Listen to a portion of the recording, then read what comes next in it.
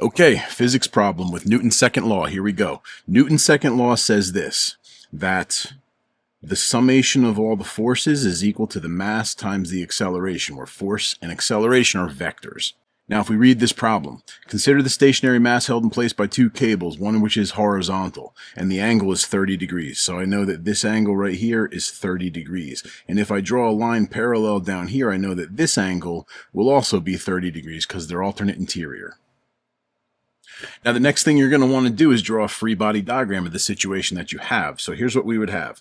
We would have some force acting this way, which we will call T1 at an angle of 30 degrees. We have a force acting this way, which we will call T2, and that's horizontal. The last thing that we have, though, is we have mg pointed down. So the force from gravity is going to be the mass times the acceleration, mg. In this case, that would be 120, since the mass is 12, and we're using g to be equal to 10.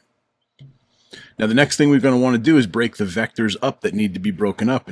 Okay, the only vector that needs to be broken up is T1, so let's do that right now. I've got this component and I've got this component, and I've got a little right triangle right there. The length of the hypotenuse would be T1, so this would be T1 cosine of 30, and this would be T1 sine of 30.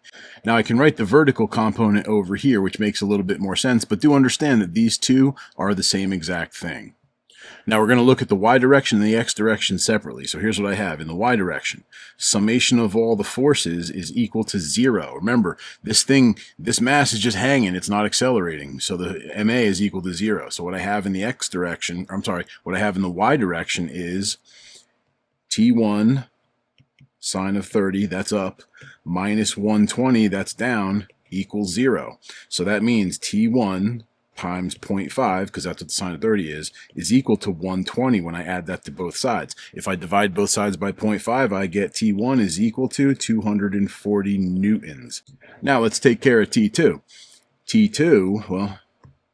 Let's take care of T2. Summation of all the forces in the x direction is going to be equal to 0 also, because the mass isn't going side to side. It's not accelerating. So what I would have is T1 cosine of 30 minus T2 has to be equal to 0. But T1 cosine of 30, I just calculated that T1 was 240. So if I plug that in and I evaluate, I will get, and 240 times 0.866 is equal to 207.84. And that's equal to T2. Done.